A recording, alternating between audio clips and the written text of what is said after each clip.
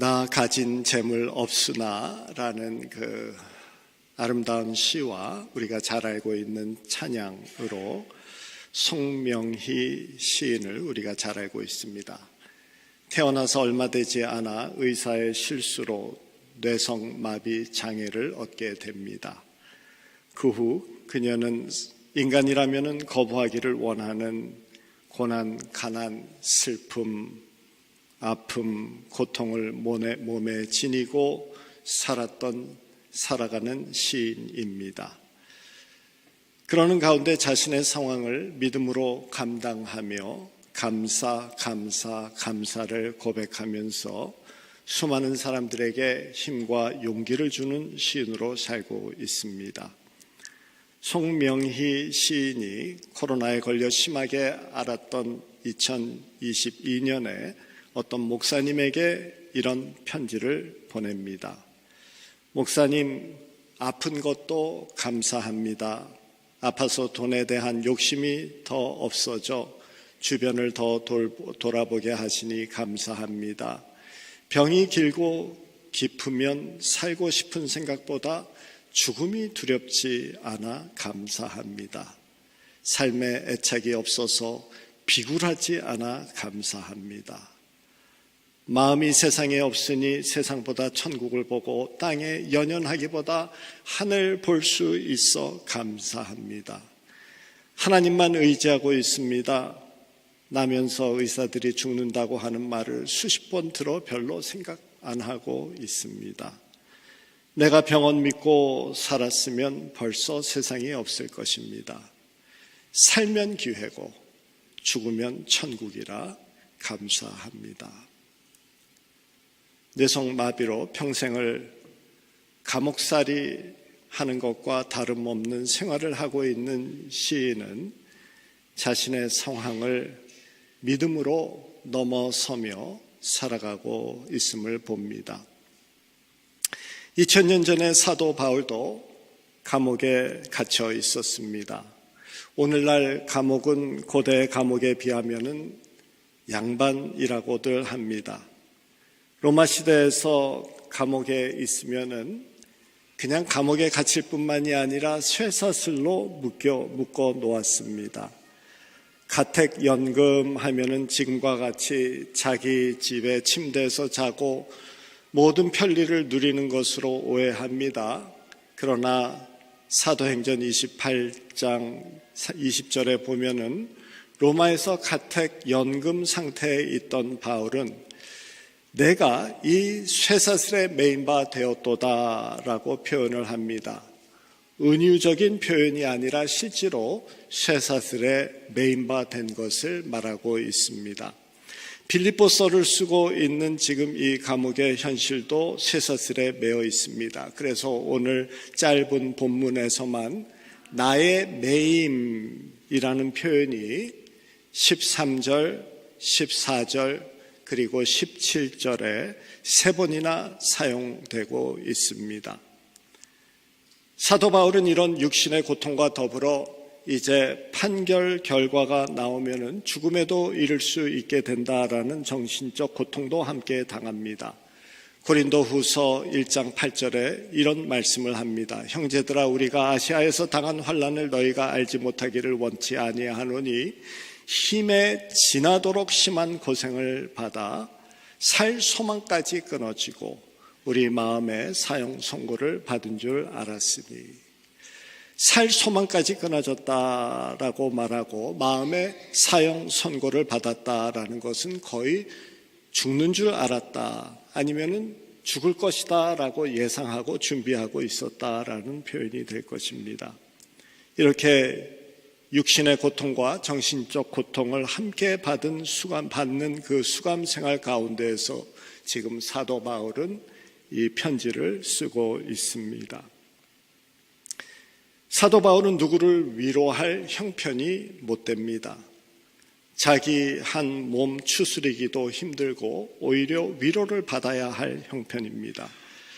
그럼에도 불구하고 사도 바울은 어떻게 말합니까? 18절이죠. 이로써 내가 기뻐하고 또 기뻐하리라. 기뻐한다는 말을 두 번이나 거듭하면서 자신이 얼마나 그 평안 가운데 있는지를 밝히고 있습니다.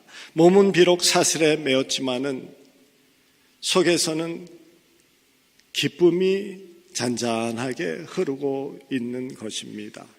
이것이 바로 넘어서는 신앙의 위대함입니다.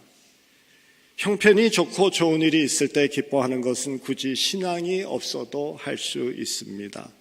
이것저것 다 따져 보아도 특별히 문제라고 할 것이 없음에도 불구하고 감사가 없는 경우라면 마음이 망가진 것이지 환경이 망가진 것은 아니기 때문입니다.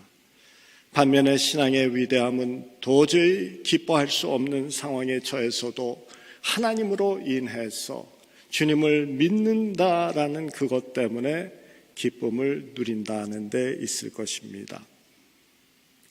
코로나 이후 상상 못하는 물가 상승으로 인해서 삶이 예전과 같지 않습니다. 이렇게 경제적으로 모두 어려워지는 때 신앙인답게 산다는 것이 무엇입니까? 나이가 들면 육신의 장막은 점점 무너져 갑니다. 이럴 때 신앙인답게 산다는 것이 무엇입니까? 나만 예외가 되고 나만 축복받아 나에게는 이런 어려움이 없는 것, 이것은 아닐 것입니다. 물론 하나님께서 특별히 그렇게 은혜를 베풀어 주실 수도 있습니다. 그러나 신앙인다움은 이러한 환경에서도 기쁨과 평안을 잃지 않는 데 있습니다. 또는 나에게만 주어진 아픔이 있고 나에게만 주어진 외로움이 있고 나에게만 주어진 사건들도 있습니다. 그런 것을 바라보는 신앙인다움은 무엇입니까? 아무리 어려운 형편에도 불구하고 감사, 기쁨, 희망을 말할 수 있어야 합니다. 사도 바울과 같이 내가 기뻐하고 또한 기뻐하노라라는 이 고백이 우리에게 있어야 합니다. 육신을 갖고 인생을 살아낸다는 것이 고달픈 일입니다. 살다 보면 이런 일 저런 일 다 겪어야 하는 것이 하나도 빠짐없는 누구나의 인생입니다. 물 가운데를 지나가게 되고 불 가운데를 건너가게 되는 것은 어떤 특정 부류의 사람에게만 일어나는 사건이 아니라 우리 모두 살아가면서 당하는 일입니다.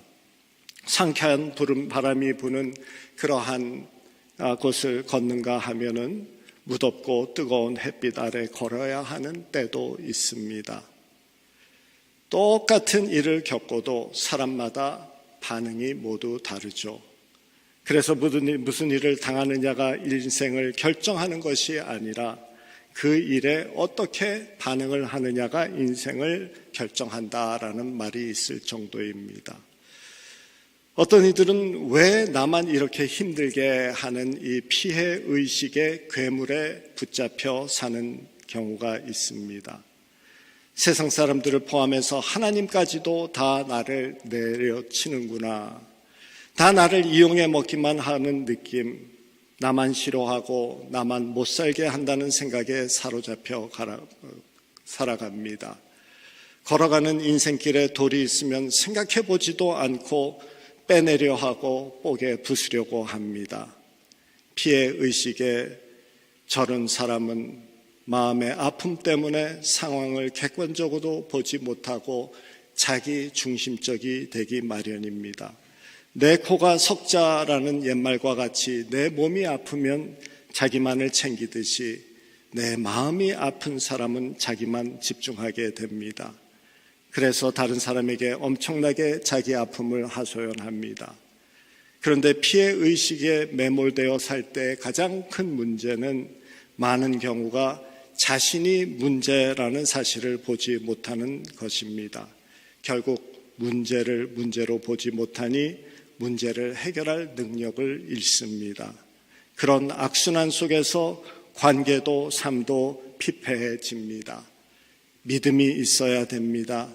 믿음으로 피해의식에서 해방되어져야만 새로운 삶을 살아낼 수 있습니다. 반면에 삶의 문제를 도전으로 받아들이고 창의적으로 응답하면서 문제를 해결하고 실수와 실패를 도리어 자산으로 삼으며 사는 사람들도 있습니다. 그들은 걸어가는 인생길을 돌이 앞에 있으면 그 돌이 걸림돌이지만 디딤돌로 삼아 더 멀리 가고 더 높이 볼 수 있게 합니다. 물을 지날 때에는 물이 괴인 곳에 드문드문 놓아서 징검돌로 삼으며 건너갑니다. 불을 지날 때에는 디딤돌을 높이 쌓아서 불이 닿지 못하게 합니다. 주어진 고통이 있지만 고통을 넘어서고 상황이 어렵지만 그 위에 올라섭니다. 우리가 무슨 일을 겪느냐가 아니라 그 일에 어떻게 반응하느냐가 중요한 것이죠. 바울은 자기가 갇힌 것이 도리어 좋은 결과다라고 말하면서 자기의 고통을 넘어서 자기의 주어진 상황 위에 올라서 있는 것을 발견합니다. 자기가 받고 있는 피해와 자기가 당하고 있는 아픔에 매몰되어서 자기 하소연, 가해자가 누구인지를 지목하고 원망하고 상황에 대해서 투덜하지 않습니다. 자기 억울함을 내뱉으면서 못마땅한 점을 길게 늘여놓으며 넋두리하지 않습니다. 그런 원망, 넋두리, 불평이 주위 사람들에게 짐이 될 것을 알기 때문입니다. 그리고 짐이 무거워지면 그 사람도 지치고 눌리고 힘들어집니다. 우리도 삶에서 늘 경험하지만 그런 사람과의 만남은 구정물을 뒤집어 쓴 듯하고 마음에 지저분한 때가 낀 듯해서 당장 씻어내고 싶은 생각이 듭니다. 사도 바울은 성도들을 주눅들고 용기를 잃게 하기는커녕 도리어 그들의 마음에 불을 질렀고 그들의 신앙생활에 힘을 불어넣습니다. 자기 고통, 자기 연민, 자기 호소연을 넘어서 믿음의 눈으로 하나님이 하시는 일을 지금 바라보고 있기 때문입니다. 믿음은 자기를 넘어서게 하는 힘이 있습니다. 믿음을 통해서 자기보다 더 큰 하나님과 접목되어지는 순간 자아는 작아집니다. 그리고 자신의 문제도 상대적으로 너무 작은 것임을 깨닫게 됩니다. 바닷가의 밤하늘에 널려있는 수많은 별들을 볼 때 왠지 모르게 평안함을 느끼게 됨은 무한한 우주 앞에 자신의 극히 작음을 보았기 때문일 것입니다. 그리고 자신의 문제도 적음을 직시했기 때문입니다. 거대한 산 앞에 서면 평안을 느끼는 이유도 다르지 않습니다. 자신의 작음을 확인하고 자신이 지닌 문제도 실제로는 작은 것이구나라는 것을 확인하기 때문입니다. 믿음으로 우주를 창조하신 그 크신 하나님과 접목되어지고 자신을 넘어서 더 큰 그 하나님의 뜻을 보게 되어지면 내가 살아내고 있는 이 인생도 하나님의 크신 계획과 섭리 안에 한 부분이구나라는 것을 깨닫게 됩니다. 그런 믿음의 사람은 큰 하나님의 계획을 신뢰하기에 이웃을 품습니다. 고통을 품습니다. 하나님의 섭리를 인정하기 때문에 품어냅니다. 큰 마음과 연결되어져 있기에 그 아픔도 그 고통도 품어내며 당당하게 나아갑니다. 예수님은 늘 품으셨습니다. 요한복음을 보면 3장에서 예수님은 부자인 니고데모를 만납니다. 그리고 곧 이어서 4장에서 버림받은 사마리아 여인을 만나십니다. 니고데모와의 만남은 한밤중이었고 여인과의 만남은 한낮이었습니다. 니고데모는 예수님을 찾아왔고 여인에게 예수님이 찾아갔습니다. 두 사건을 곁에 두고 너무 대조를 해 놓고 계십니다. 의도적으로 대조함을 통해서 두 이야기이지만은 사실 한 가지 중요한 교훈을 가르치고 계심을 보이십니다. 부자 니고데모와의 만남을 통해서는 이 세상에서 아무리 의롭게 살아간다 하더라도, 그리고 세상의 모든 것을 다 가졌다 할지라도 예수 그리스도가 필요하다라는 것을 보여주시며 그에게 나를 따르라고 초청하십니다. 버림받은 여인과의 만남을 통해서는 이 세상에서 아무리 천대받고 모든 사람의 손가락질을 받으며 산다 해도 구원에서 배제되어지는 사람은 없음을 보여주십니다. 복음은 부자에게도 빈자에게도 사랑으로 초청하고 있는 것이죠. 예수님은 다 품어주십니다. 큰 마음을 가지시고 모두를 품어주십니다. 하나님의 아들이기 때문입니다. 그래서 예수를 믿는 믿음은 품습니다. 그렇기에 사도 바울은 감옥에 매어 있지만 사랑과 여유를 잃지 않습니다. 믿음을 통해서 자신을 넘어 크신 하나님과 연결되어졌기 때문이죠. 그래서 자기 고통, 자기 연민, 자기 하소연이 아니라 하나님이 하시는 크신 일을 보며 성도들을 품고 자신을 공격하는 이들도 품으며 기뻐합니다. 13절의 말씀입니다. 그러므로 나의 매임이 그리스도 안에서 모든 시위대 안과 그 밖의 모든 사람에게 나타났으니, 그의 매임으로 인해서 로마의 시민으로 구성된 최정예 군인들에게 복음이 전해지는 그 기회가 주어졌다라고 기뻐합니다.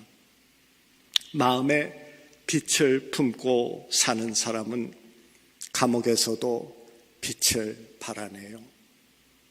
너희는 세상의 빛이라. 산 위에 있는 동네가 숨기지 못할 것이니 라고 말씀하십니다.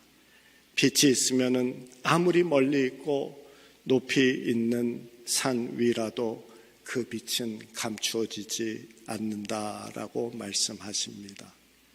침울하고 어두운 감옥에 묵혀 있지만 어둡기 때문에 더 빛을 발하는 사도 바울이었습니다. 14절의 말씀에는 이렇게 말씀하시네요. 형제 중 다수가 나의 매임으로 말미암아 주 안에서 신뢰함으로 겁없이 하나님 말씀을 더욱 담대하게 전하게 되었느니라. 많은 그리스도인들이 바울을 보면서 더 큰 확신을 품고 하나님의 말씀을 겁없이 담대하게 전한다라고 합니다. 당시 복음을 전하는 일은 위험을 자초하는 일이었습니다. 그런데 그들이 용기를 얻어서 복음을 전한 것이죠. 그들도 이 믿음의 상황을 넘어서, 믿음으로 상황을 넘어서 복음을 전하는 것입니다. 성도들도 바울을 보면서 하나님을 바라보게 된 것입니다. 그리고 17절에는 이렇게 말합니다. 그들은 나의 매임의 괴로움을 더하게 할 줄 생각하여 순수하지 못하게 다툼으로 그리스도를 전파하였느니라. 바울을 시기하고 질투해서 감옥에 매어 있는 것을 고소하다라고 생각하는 이들이 있었음을 바울은 알고 있었습니다. 그들을 향한 씁쓸함조차 없었다라고 하면 거짓말일 것입니다. 하지만 그는 그런 자들의 행동에, 그들의 말에 사로잡히지 않습니다. 열대지방에 살다 보면은 우기철에는 이불이 눅눅해집니다. 그런 이불을 덮으면 기분도 몸도 상합니다. 눅눅한 이불을 햇빛에 내놓고 볕에 말리면 다시 뽀돌뽀돌해집니다. 사도 바울은 자기의 마음에 있는 눅눅함과 이 씁쓸함, 이 부정적인 생각을 하나님 앞에 내놓고 기도하며 하나님의 빛으로 그의 마음이 다시 뽀들뽀들해지도록 합니다. 쉽지 않은 생각의 전환이죠. 이것은 기도와 묵상과 인내와 절제의 훈련이 필요합니다. 기도하는 시간, 말씀 보는 시간, 이것은 눅눅해진 우리의 마음을 하늘빛에 쬐는 시간이 됨을 기억하시기 바랍니다. 사도 바울은 그러한 시간을 통해서 자기 연민, 남 탓하는 원망, 상황의 불평, 여기에 매몰되지 않습니다. 하나님의 정화와 치유를 받고 그들의 악함을 통해서도 하나님의 뜻을 이루시는 그 섭리를 확인하게 됩니다. 그리고 그 깊은 심뇌 속에서 이로써 나는 기뻐하고 기뻐하리라 라는 고백을 말합니다. 믿음으로 큰 하나님과 연결되어질 때 곤경 속에서도 기쁨을 누릴 수 있는 여유 있는 큰 마음이 우리에게 선사되어집니다. 그래서 믿는 자들은 주님의 계획과 섭리와 능력 안에 있는 나임을 확신하고 주어진 삶을 살아냅니다. 질병의 감옥에서도, 부족함의 감옥에서도, 아픔의 감옥에서도 믿음으로 주님과 연결되어져 있기에 하나님의 계획과 섭리와 능력을 확신하며 기뻐하고 기뻐할 수 있는 것입니다. 그리고 주님의 계획은 선하시고 주님의 섭리하심은 인간의 논리와 계산을 넘으며 주님의 능력은 모든 것을 합력해 하여서 주님의 선한 뜻을 이루신다는 것을 아는 것입니다. 이렇게 내가 가진 문제와 상황보다 큰 하나님의 계획과 섭리와 능력 안에 내가 존재하고 있다라는 이 확신, 그 믿음 안에서 사는 자, 그들을 두고 성도라고 부릅니다. 그리고 그 신 하나님과 연결됨은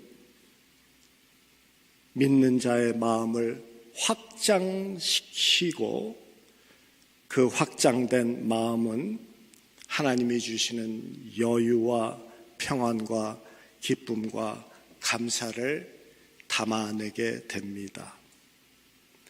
그래서 아파도 감사할 여유의 마음의 크기가 생깁니다. 있어도 두려움으로 나누지 못하는데 없어도 풍성히 나누면서 살아가게 됩니다. 매어 있는 듯 하는데 자유롭습니다. 힘들고 지쳐도 쓰러질 듯 하지만 쓰러지지 않습니다.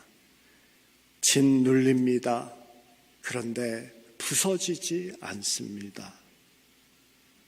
주 안에 있기 때문입니다. 주님의 계획, 주님의 섭리, 주님의 능력 안에 내가 있다라는 이 믿음 때문에 주어진 삶을 넉넉하게 살아냅니다. 주 안에 있는 우리들은 날마다 순간마다 믿음으로 하나님과 연결되어져서 자기 확장을 이루면서 살아가야 됩니다. 주 안에 있는 우리들, 나의 자금, 하나님의 크심을 날마다 확인하며 상황을 넘어서는 능력을 누리는 자들입니다. 우리 믿는 자들, 어두운 세상에서 묻혀 살지만은 내 안에 크신 분의 빛을 품고 있기에 세상을 밝게 하고 깨끗하게 하고 소망을 말하며 살아가는 저희들 되기를 주님의 이름으로 축원합니다.